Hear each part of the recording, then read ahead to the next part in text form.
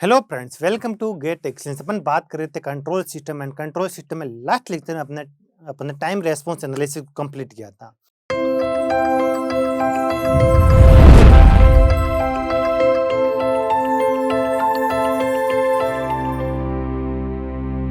आज अपन बात करने वाले स्टेबिलिटी एनालिसिस की। अपन टाइम डोमेन स्टेबिलिटी एनालिसिस की बात करेंगे, जिसके अंदर RH स्टेबिलिटी क्राइटेरिया की बात अपन करने वाले हैं।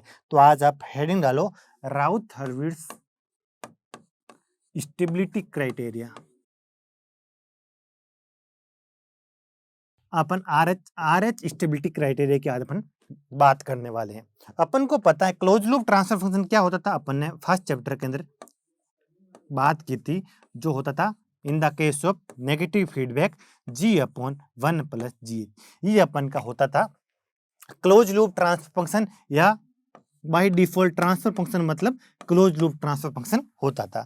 आई होप यहाँ तक आपको समझ आ गया होगा। और ये वाला छोटा सा टर्म है ना GH, इसको अपन ने कुछ स्पेशल नाम देते थे। इसको अपन बोलते थे लूप ट्रांसफर फंक्शन या फिर ओपन लूप ट्रांसफर फंक्शन बोलते थे। ओपन लूप ट्रांसफर फंक्शन भी एक क्लोज लूप ट्रांसफर फंक्शन का एक पैरामीटर होता है।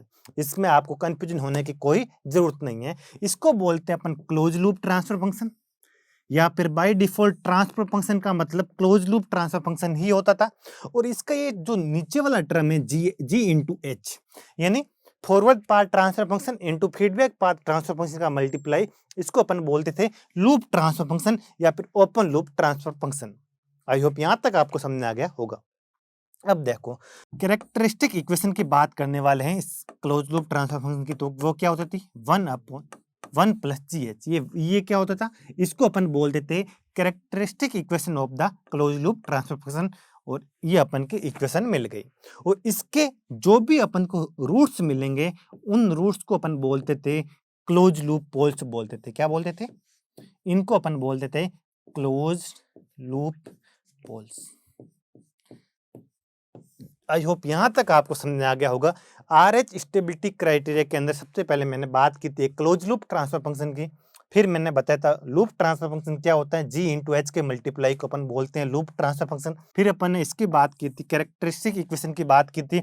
और अपन को पता है इसके जो होते हैं रूट्स होते हैं, इसको अपन बोलते हैं पोल्स बोलते हैं। क्या बोलते हैं? क्लोज लूप पोल्स बोलते हैं। एक सिस्टम को स्टेबल होने के लिए उसके सारे के सारे close loop poles left half of S plane में होना चाहिए। ये अपन ने सिग्नल एंड सिस्टम में पढ़ा था कि अगर कोई system causal and LTI system है, कोई अगर system causal and LTI system है और कंट्रोल सिस्टम को अपन कोजल एंड एलटीआई की तरह ही ट्रीट करते हैं, तो एक कंट्रोल सिस्टम एक कोजल और एलटीआई सिस्टम ही होता है। कोजल एंड एलटीआई सिस्टम ही होता है एक कंट्रोल सिस्टम। तो एक कंट्रोल सिस्टम को, क्योंकि अपना एक कंट्रोल सिस्टम एक कोजल एंड एलटीआई सिस्टम की तरह ही अपन ट्रीट करते हैं, जब तक अपन स्टेट स्पेस एनालिसिस ना पढ़ ले। ओनली स्टेट स्पेस एनालिसिस के अंदर अपन कंट्रोल सिस्टम को एलटीआई की तरह ट्रीट नहीं करते हैं। बाकी सारा कंट्रोल सिस्टम का अपन का सारा सिलेबस एलटीआई बेस्ड ही है। अपन कंट्रोल सिस्टम को एक एलटीआई सिस्टम की तरह ट्रीट ही करते हैं। इसकी रेस्पॉन्स एनालिसिस अपन ट्रांसफर फंक्शन मॉडल की हेल्प से ही करते हैं, और हमेशा कोजल होते हैं। कोजल सिस्टम ही तो फिजिकली रिलाइजेबल होते हैं, इनको ही तो अपन बना सकते हैं। और एंटी कोजल तो वो तो एंटीसिपेटरी होते हैं, उनको अपन फिजिकली रिलाइजेबल नहीं होते हैं। आई होप यहाँ तक आपको समझ आ गया होगा। एक control system always causal plus LTI होते हैं। और आपने सिग्नल सिस्टम के अंदर पढ़ रखा होगा, एक कोजल और एलटीआई सिस्टम को स्टेबल होने के लिए इसके सारे के सारे पोल से, किसी भी कंट्रोल सिस्टम को स्टेबल होने के लिए उसके सारे के सारे पोल्स, यानी ट्रांसफर फंक्शन के सारे पोल्स आपको left half of S plane में होने चाहिए। अगर सारे के सारे poles left half of S plane में हो गए, तो आप ऐसे बता सकते हो कि सिस्टम स्टेबल है। अगर एक भी पोल आपके राइट हाफ में चला गया, तो सिस्टम क्या हो जाएगा? अनस्टेबल हो जाएगा। और अपन सिग्नल सिस्टम में only for stable and unstable system की बात करते थे, लेकिन यहाँ पर कंट्रोल सिस्टम में आपका सिस्टम या तो आपका स्टेबल होगा या आपका क्या होगा? Non stable. और आपका नॉन स्टेबल के अंदर आपको टू कंडीशन होगी, या तो आपका अनस्टेबल होगा या आपका मार्जिनल स्टेबल होगा। कंट्रोल सिस्टम के अंदर ये सारी बात करनी है, स्टेबल की बात करनी है, अनस्टेबल की बात करनी है, मार्जिनली स्टेबल सिस्टम की भी बात करने वाली है। तो अपन का वो सेम ही चलेगा जो अपन ने पढ़ रखा सिग्नल सिस्टम में, यानी किसी भी एक एलटीआई, एक कोजल एलटीआई सिस्टम को स्टेबल होना है तो उसके सारे के सारे poles left half of S plane में होने चाहिए। अपन उसी की बात करते हैं। तो अपन इसकी क्यों बात करेंगे, आरएच क्राइटेरिया। तो आप देखो, आपके पास मान लो एक इक्वेशन ये मैंने दे दी, ए एस क्यू, ये आपके किसी भी एक थर्ड ऑर्डर कंट्रोल सिस्टम की कैरेक्टरिस्टिक इक्वेशन आपको मैंने दे दी। इसके कितने रूट्स होंगे, 3 रूट्स होंगे, S1 होगा, S2 होगा, S3 होगा। कितने रूट्स होंगे, 3 रूट होंगे। या तो आप ये 3 के 3 रूट फाइंड आउट करो और फिर इनकी जी ओमेगा प्लेन में, इसकी सिग्मा जी ओमेगा प्लेन एस प्लेन में इनकी लोकेशन दिखा दो और आप पता कर लो कि इनके पोल्स हैं लेफ्ट हाफ में है या राइट हाफ में है। उसके हिसाब से आप स्टेबिलिटी के बारे में बता सकते हो। लेकिन ये एक लेंथी प्रोसेस होता है। सेकंड ऑर्डर के अपन रूट्स आसानी से निकाल सकते हैं। थर्ड ऑर्डर के या फोर्थ ऑर्डर के या हायर ऑर्डर सिस्टम के रूट्स निकालना कोई आसान बात नहीं होती है। तो आरएच क्राइटेरिया क्या करता है, ये आरएच क्राइटेरिया अपन को रूट की एग्जैक्ट लोकेशन तो नहीं बताएगा, लेकिन ये इतना बता देगा कि कितने पोल लेफ्ट हाफ में एस प्लेन में है, कितने पोल राइट हाफ एस प्लेन में है, कितने जे ओमेगा पे अक्ष पे हैं, कहां पर सारे पोल्स ये बता देगा, ये पक्का बता देगा राइट में कितने हैं, लेफ्ट पे कितने हैं, जे ओमेगा पे कितने हैं, मल्टीपल पोल है तो कहां पर है जे ओमेगा अक्ष पे, वो सब कुछ आपको बता देगा। इस लेंथी कैलकुलेशन से बचने के लिए अपन आरएच क्राइटेरिया की हेल्प लेते हैं। ये आरएच क्राइटेरिया एक मैथमेटिकल टूल था। इस मैथमेटिकल टूल की मदद से अपन जी ओमेगा अक्ष के रेस्पेक्ट में किसी भी अपन रूट्स की अपन लोकेशन फाइंड आउट कर सकते हैं कि वो जे ओमेगा अक्ष के लेफ्ट में होगा या राइट में होगा या जे ओमेगा अक्ष के ऊपर होगा। ये अपन को आरएच क्राइटेरिया बता देगा और ये बता देगा तो अपन स्टेबिलिटी की बात कर सकते हैं बड़ी आसानी से। अपन को रूट्स की एग्जैक्ट लोकेशन का तो पता नहीं चलेगा, लेकिन अपन को ये आइडिया लग जाएगा कि कितने आपके राइट हाफ मतलब लेफ्ट हाफ एस प्लेन में है या आपका राइट हाफ एस प्लेन में है, उसके बारे में आपको आइडिया मिल जाएगा। आई होप यहां तक आपको समझ में आ गया होगा। अब देखो, मैं आपको कुछ कंडीशन देता हूं, आपको बताना कि वो सिस्टम स्टेबल है या नहीं है। अगर आपका एक भी पोल राइट में चला गया मान लो और बाकी सारे पोल मान लो आपके लेफ्ट में है, एक भी पोल अगर आपके राइट में चला गया, जो ओमेगा से कोई भी पोल चला गया, तो वो सिस्टम हमेशा अनस्टेबल होगा। वो सिस्टम हमेशा क्या होगा, अनस्टेबल ही होगा। एक भी पोल अगर right half of S plane में चला गया तो वो सिस्टम कैसा होगा, अनस्टेबल होगा। यहां तक आपको समझ आ गया होगा। अब देखो, अगर आपके सारे के सारे poles left half of S plane में है, इधर भी एक भी नहीं है, इधर भी आपका एक भी पोल नहीं है और जे ओमेगा एक्स पे भी आपका एक भी पोल नहीं है, सारे के सारे पोल अगर left half of S plane में है, तो वो सिस्टम आपका क्या होगा, स्टेबल होगा। क्या होगा, स्टेबल। आई होप स्टेबल और अनस्टेबल आप बड़ी आसानी से बता सकते हो। अगर सारे के सारे पोल्स अगर आपके left half of S plane में, तो सिस्टम अनस्टेबल हो जाएगा। एक भी पोल अगर right half of S plane में चला गया तो सिस्टम अनस्टेबल हो जाएगा। अब एक या और केस आता है मार्जिनली स्टेबल सिस्टम। क्या आता है, मार्जिनली स्टेबल सिस्टम। अब देखो, अगर कोई भी राइट में चला गया, फिर तो आपको कुछ भी नहीं देखना, सीधा आप लिख देना सिस्टम अनस्टेबल है। सारे लेफ्ट में आ गए तो आप ऐसे लिख सकते हो सिस्टम क्या है, स्टेबल है। अगर आपका एक पोल मान लो ओरिजिन पे आ जाए, सिंपल पोल, और बाकी सारे के सारे पोल किधर आ जाए, left half of S plane में। कहाँ आ जाए, left half of S plane में। तो ऐसे सिस्टम को अपन बोलते हैं मार्जिनली स्टेबल सिस्टम। क्या बोलते हैं, ऐसे सिस्टम को बोलते हैं मार्जिनली स्टेबल सिस्टम। आई होप यहां तक आपको समझ आ गया होगा। अब देखो, अगर आपको ये तो पता है, अगर कोई भी अगर पोल होगा कॉम्प्लेक्स कॉन्जुगेट में ही एग्जिस्ट करेगा, क्योंकि अपन जो भी इक्वेशन ले रहे हैं कैरेक्टरिस्टिक इक्वेशन लेते हैं, मान लो ax³ + bs² + cs + d। आपने थ्योरी ऑफ इक्वेशन से पढ़ा ही होगा, अगर कोई रियल इक्वेशन है तो उसके रूट्स अगर कॉम्प्लेक्स हैं तो वो हमेशा कॉम्प्लेक्स कॉन्जुगेट में ही एग्जिस्ट करेगा। अगर आपका एक पोल इधर आ जाएगा तो फिक्स है 100%, अगर ये रियल इक्वेशन है तो इसका एक रूट इसका कॉम्प्लेक्स कॉन्जुगेट में होगा ही होगा। अगर यहाँ पर मान लो एक रूट J2 पे है तो ये सेकंड रूट -J2 पे होगा ही होगा। ये चीज आपको ध्यान रखनी पड़ेगी। अगर देखो दो रूट इधर मिल जाए और बाकी मतलब सारे रूट आपको इधर मिल जाए तो आपका सिस्टम कैसा होगा? ये सिस्टम भी आपका मार्जिनली स्टेबल सिस्टम होगा। कैसा होगा? ये सिस्टम भी आपका मार्जिनली स्टेबल सिस्टम होगा। आई होप यहां तक आपको पता चल गया होगा। लेकिन ये सिस्टम एक ऑक्सीलेटर की तरह बिहेवियर करेगा।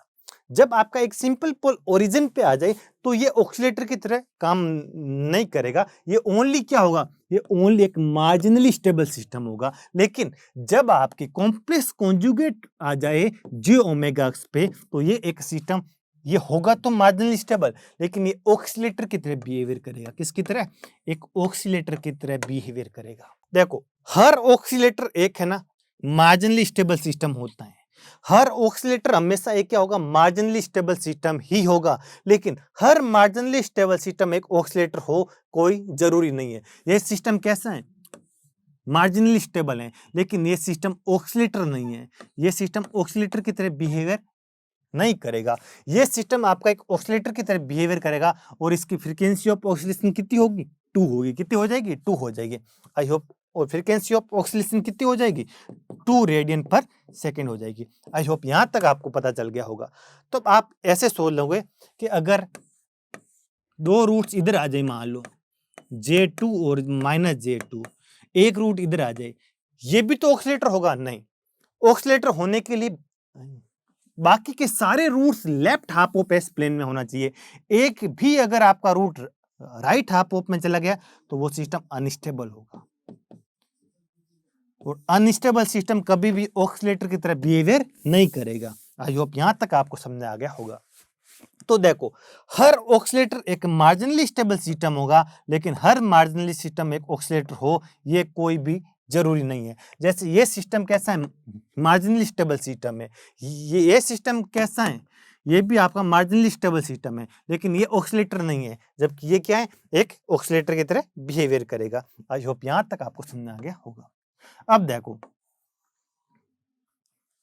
अगर अगर सारे रूट्स इधर आ जाए और इधर आपको ऐसे रूट्स मिल जाएंगे, जे ओमेगा एक्स पे सिंपल रूट मिल जाए। मान लो आपको सिंपल कितने भी मिल सकते हैं, 5 मिलो, 10 मिलो, 50, कितने भी मिलो, सिंपल रूट मिल जाए तो वो सिस्टम क्या होगा? मार्जिनली स्टेबल सिस्टम होगा। क्या होगा?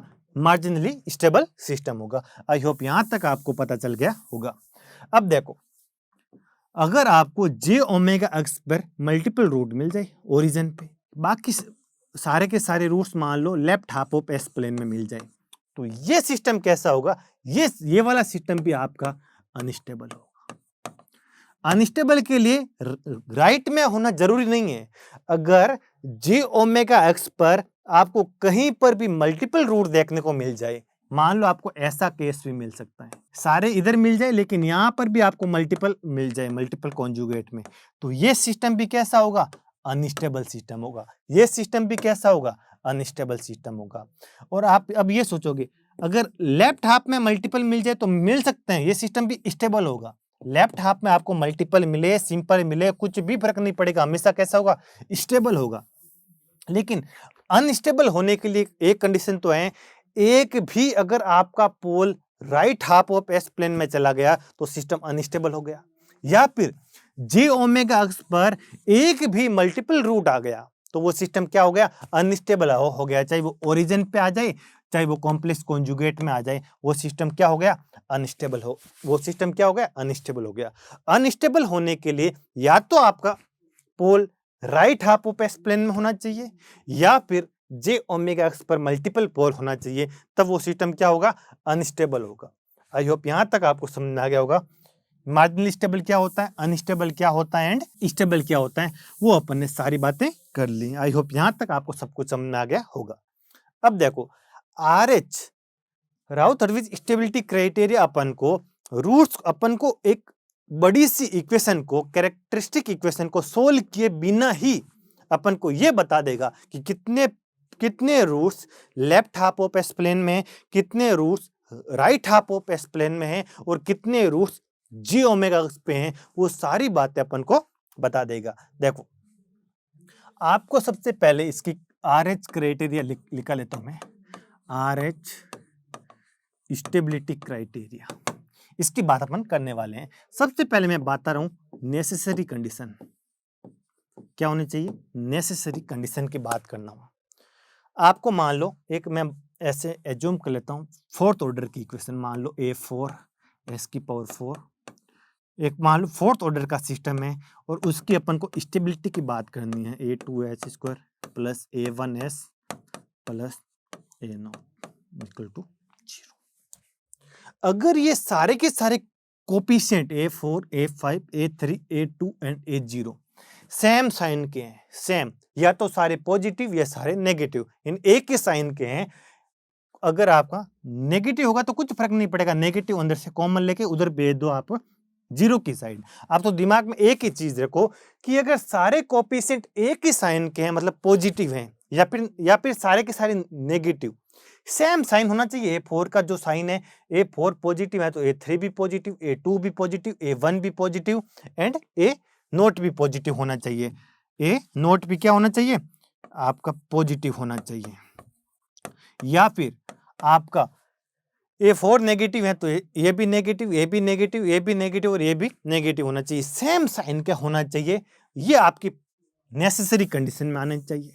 सबसे पहले आपको इक्वेशन देखते दिमाग में यही देखना है कि सारे कोफिशिएंट का साइन सेम है या नहीं है, और इनमें से किसी भी कोफिशिएंट की वैल्यू 0 नहीं होनी चाहिए। सारे कोफिशिएंट नॉन 0 होने चाहिए।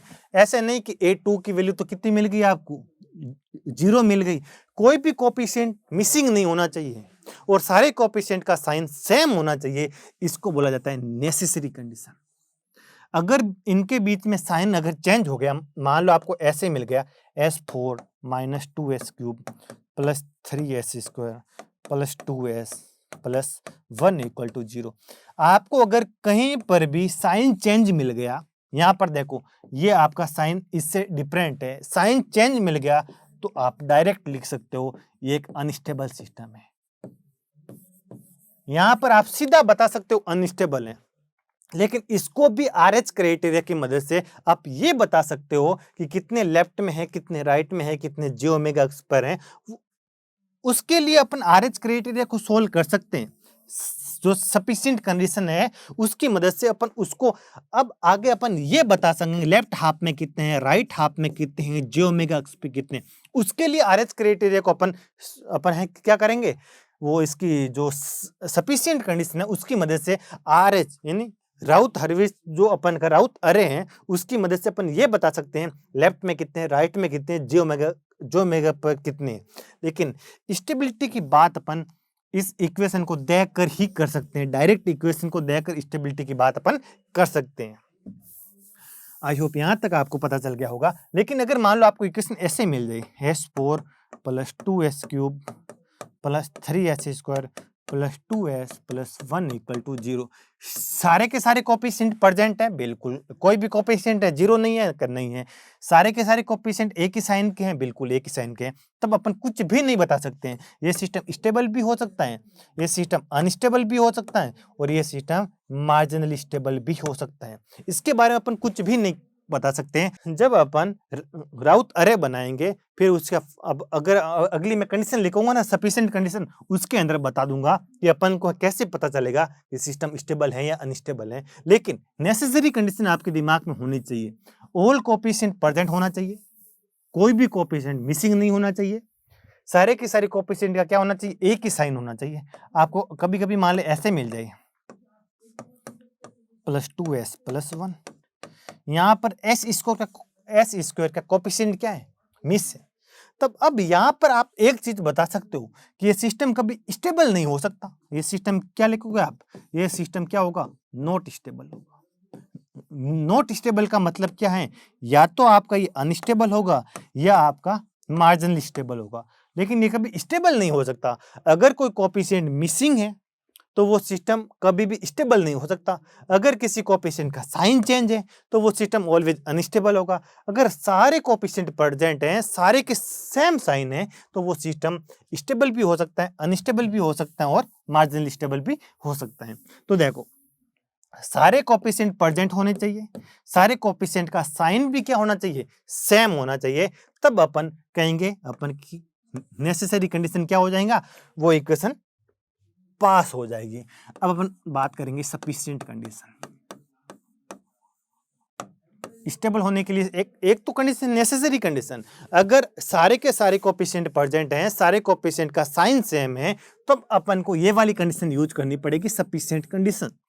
इसके लिए अपन को राउथ अरे बनाना पड़ेगा। वो अपन कैसे बनाते हैं उसकी बात अपन आगे करेंगे। अब अपन बनाएंगे राउथ अरे। राउथ अरे की जो फर्स्ट कॉलम बनेगा ना, मान लो ये मेरा राउथ अरे का फर्स्ट कॉलम बना, मान लो यहाँ पर जो फर्स्ट कॉलम का फर्स्ट कोएफिशिएंट है वो A5 है, A4 है, A3 है, A2 है, A1 है, A0 है। मान लो ये मेरा राउथ अरे की फर्स्ट कॉलम है। फर्स्ट कॉलम के अंदर अगर कोई भी साइन चेंज नहीं होना चाहिए,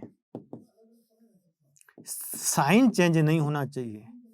और जब आप राउथ अरे फॉर्म कर रहे हो, राउथ टेबल फॉर्म कर रहे हो, तो कोई भी रो कंप्लीटली जीरो नहीं होने चाहिए, and no row become zero completely. ये कंडीशन अगर आपके फुलफिल है, अगर राउथ अरे के फर्स्ट कॉलम में कोई भी साइन चेंज नहीं है, और जब आप इस राउथ अरे को फॉर्म कर रहे हो तो कोई भी रो आपकी कंप्लीटली जीरो नहीं है। कंप्लीट मतलब उसके सारे के सारे एलिमेंट्स अगर जीरो नहीं है, तो आप ये कह सकते हो कि सिस्टम कैसा है। राउथ अरे आप जब फॉर्म कर रहे हो तब आपकी कोई भी रो अगर कंप्लीटली जीरो नहीं हो रही है और फर्स्ट कॉलम में कोई भी साइन चेंज नहीं हो रहा है, तब आप ये कह सकते हो कि सिस्टम क्या है, स्टेबल सिस्टम है। आई होप यहां तक आपको समझ में आ गया होगा। देखो, सबसे पहले मैंने बताई थी नेसेसरी कंडीशन, सारे के सारे मतलब कोएफिशिएंट होने चाहिए, प्रेजेंट होने चाहिए, नॉन जीरो होने चाहिए, और सारे कोएफिशिएंट एक ही साइन के होने चाहिए। ये अपन की थी नेसेसरी कंडीशन। अब मैं कह रहा हूं सफिशिएंट कंडीशन। जब आप राउथ टेबल फॉर्म कर रहे हो, राउथ अरे फॉर्म कर रहे हो, तो कोई भी रो कंप्लीटली जीरो नहीं होनी चाहिए। इसकी कोई भी रो है ना, पूरी एक है ना, ये फर्स्ट एलिमेंट है जीरो हो सकता है, लेकिन पूरी की पूरी रो जीरो नहीं होनी चाहिए। No row become zero completely, and first column में कोई भी अगर साइन चेंज नहीं है तो वो सिस्टम क्या हो जाएगा, स्टेबल हो जाएगा। अगर फर्स्ट रो के अंदर साइन चेंज हो रहे हैं, तो जितने साइन चेंज होंगे ना, उतने roots right half of S plane में होगा और सिस्टम अनस्टेबल होगा। सेकंड कंडीशन इंपॉर्टेंट है, सुनना। अगर इस फर्स्ट रो के अंदर अगर इस फर्स्ट कॉलम के अंदर साइन चेंज हो रहे हैं, तो जितने साइन चेंज होंगे, number of sign changes equal to number of roots lie on the right half of S plane. Right half of S plane में जितने जितने इस कैरेक्टरिस्टिक इक्वेशन के रूट्स होंगे, उतने के उतने साइन चेंज होंगे। आई होप यहां तक आपको समझ में आ गया होगा। देखो, सफिशिएंट कंडीशन क्या है, no sign change, first column के अंदर कोई भी साइन चेंज नहीं होना चाहिए, ये आपकी फर्स्ट कंडीशन है। सेकंड, एंड यानी इसके साथ में no row become zero completely, कोई भी रो कंप्लीटली जीरो नहीं होनी चाहिए और कोई भी आपको साइन चेंज नहीं होना चाहिए, तब आप ये कह सकते हो कि सिस्टम क्या है, आपका स्टेबल है। अगर आपके फर्स्ट कॉलम के अंदर साइन चेंज हो रहे हैं तो वो सिस्टम क्या हो जाएगा, अनस्टेबल हो जाएगा। और जितने आपके साइन चेंज दिखेंगे ना, उतने रूट्स आपके right half of S plane में होंगे। Number of sign changes equal to number of roots in right half of S plane. I hope यहां तक आपको समझ आ गया होगा। ये अपन का इसकी RH क्राइटेरिया की थ्योरी होती है कंप्लीट। अब अपन करते हैं अच्छे अच्छे क्वेश्चन। जब अपन क्वेश्चन प्रैक्टिस करेंगे ना, तब ये आपको बहुत ही अच्छे से समझ में आ जाएगा, बहुत ही डिटेल से समझ में आ जाएगा। अब अपन ये वाला क्वेश्चन कर रहे हैं। सबसे पहले अपन को देखनी है नेसेसरी कंडीशन। देखो सारे के सारे कोएफिशिएंट प्रेजेंट है, 4 का टर्म है, क्यूब का है, 2 का है, 1 का है, सिंगल टर्म है बिल्कुल, और सारे के सारे कोएफिशिएंट के क्या है, सेम साइन है। तब ये सिस्टम स्टेबल भी हो सकता है, अनस्टेबल भी हो सकता है, मार्जिनली स्टेबल भी हो सकता है। अब अपन है ना, या तो इसके ये है ना 4 डिग्री की इक्वेशन है, या तो इसके मतलब चारों के चारों आप है ना रूट्स फाइंड आउट करो, फिर आप बता सकते हो सिस्टम स्टेबल है या नहीं है। या फिर आप राउट अरे बनाओ, राउट टेबल बनाओ, उसके उसके हिसाब से आप बता सकते हो। तो अब अपन बनाते हैं टेबल। टेबल बनाना आपको आना चाहिए। s की पावर 4 है तो ये आपका 4, ये आपका क्यूब, ये आपका स्क्वायर, ये आपका 1 और ये आपका s की पावर 0। अब आपको टेबल बनाना आना चाहिए। सबसे पहले s की पावर 4 का कोएफिशिएंट कितना है, 1 है। फिर क्यूब का कितना है, 8 है। फिर कितना है, 18 है। फिर कितना है, 16 है। फिर कितना है, 5 है। ये आपका हो गया। देखो ये s की पावर 4 का 1 18 इस ये वाली रो है, इसके कोएफिशिएंट हो गया 1 18 5 हो गया। ये वाली रो है, इसके कोएफिशिएंट हो गया 8 एंड 16 हो गया। आई होप यहाँ तक आपको पता चल गया होगा। अब है ना कोई कोई इधर भी लिखते हैं 0 लिखते हैं, ये लिखने की आपको जरूरत नहीं है। आपको पता होना चाहिए ये s क्यूब है तो s क्यूब का एक कोएफिशिएंट तो आएगा s क्यूब का आएगा। फिर इससे ना 2 कम कर दो तो कितना बनेगा, s की पावर 1। अब और 2 करूंगा तो s की पावर क्या बनेगा, -1 बनेगा। ये आपको बनाने की जरूरत नहीं है। तो यहाँ पर ओनली कितने टर्म आने चाहिए, 2 ही आने चाहिए। ये s की पावर 4 है तो s की पावर 4 आएगा। 2 कम करो तो s स्क्वायर आना चाहिए, 2 कम करो तो s की पावर 0 आना चाहिए। तो यहाँ कितने टर्म आ गए, 3 टर्म आ गए। ये कितना है, s स्क्वायर है तो एक s स्क्वायर का आएगा। 2 कम करो, s की पावर कितने का आएगा, 0 का आएगा। तो यहाँ कितने टर्म आने चाहिए, 2 आना चाहिए। ये s की पावर 1 है तो यहाँ ओनली सिंगल टर्म ही आएगा। ये s की पावर 0 है तो यहाँ ओनली सिंगल टर्म ही आएगा। ऐसे मत, कोई कोई क्या करते हैं यहाँ 0 लिखते हैं, इधर भी 0, इधर भी 0, इधर भी 0, इधर भी 0, इधर भी 0। इनका कोई मतलब नहीं है, अपन बिना फालतू कंफ्यूज होते हैं। सबसे अच्छा मेथड यही है। आपको ये पता होना चाहिए s की पावर 4 होगी तो s की पावर 4 s स्क्वायर और s की पावर 0 ऐसे सोचना। s क्यूब s की पावर 1, 2 कम करना, s क्यूब s की पावर 1 और इधर आगे और आएगा तो क्या होगा, s की पावर -1 आएगा, जो कि नेगेटिव में आपको कुछ भी नहीं लेना है। ये s की पावर स्क्वायर और ये s की पावर 0। s की पावर 0 हो सकता है क्योंकि अपन के पास कांस्टेंट टर्म आता है।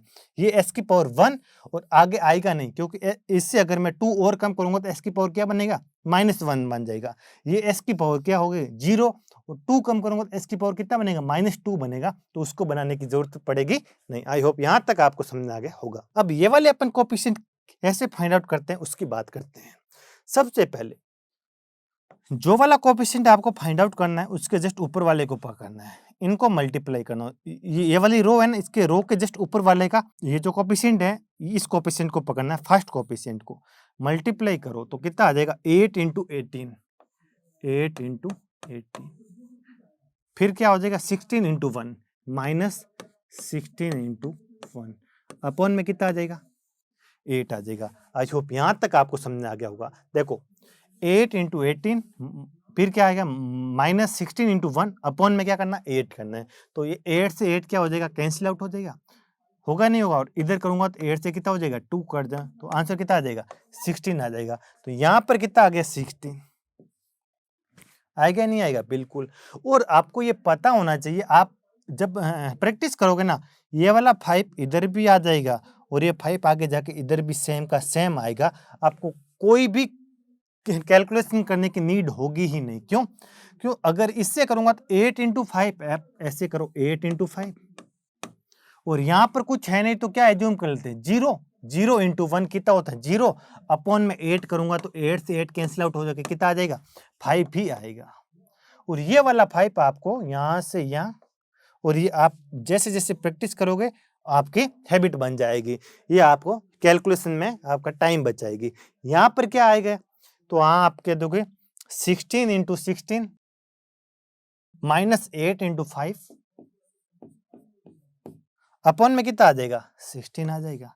तो देखो 16 से 16 ये तो कैंसिल आउट हो जाएगा और ये कैंसिल आउट हो जाएगा तो कितना हो जाएगा, 16 से कैंसिल आउट करूंगा तो कितना हो जाएगा, 1/2 होगा या नहीं होगा, बिल्कुल। तो 16 - 2.5 कितना हो जाएगा, 16 माइनस 2.5 यहाँ पर 13.5 आ जाएगा।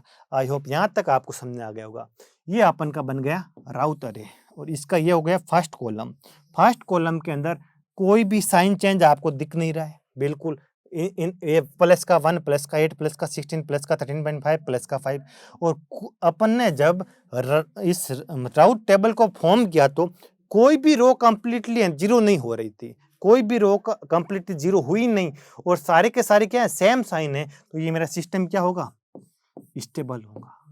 स्टेबल का मतलब इसके चारों के चारों रूट्स है ना वो क्या होंगे left half of S plane में होंगे। किधर होंगे, left half of S plane. Routh अरे अपन को रूट्स की एग्जैक्ट लोकेशन कभी नहीं बताएगा, लेकिन ये बता देगा कि लेफ्ट में होगा या राइट में होगा, इसकी जानकारी अपन को मिल जाएगी। आई होप ये चीज आपको समझ में आ गई होगी। ये अपन बड़ी आसानी से फाइंड आउट कर सकते हैं राउट अरे के माध्यम से। ये अपन का फर्स्ट क्वेश्चन हो गया। अब अपन अगले लेक्चर में और अच्छे अच्छे क्वेश्चन करेंगे। तो फिर इस लेक्चर के लिए इतने, तो थैंक यू सो मच।